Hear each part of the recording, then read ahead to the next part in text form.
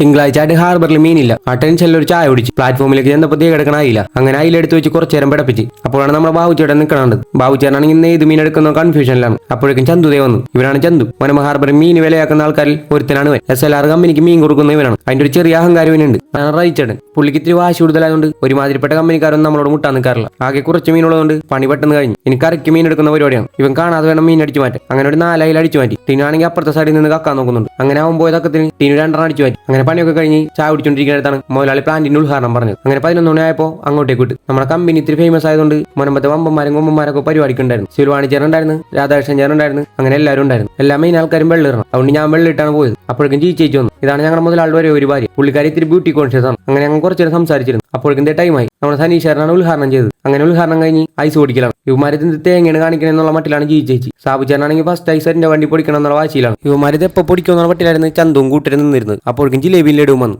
അത് കഴിച്ച് നേരെ നിന്നപ്പോൾ ഐശ്വര്യമായിട്ട് ഐസ് വന്ന് വണ്ടിയിലാണ്. മുതലാളിയാണെങ്കിൽ ഐസ് നല്ലോണം പൊടിഞ്ഞിട്ടുണ്ടോ എന്നൊക്കെ ടെസ്റ്റ് ചെയ്യുന്നുണ്ടായിരുന്നു. ചടങ്ങൊക്കെ കഴിഞ്ഞപ്പോഴേക്കും ബിരിയാണി വന്നു. അതും കഴിച്ച് നേരെ വീട്ടിലേക്ക്.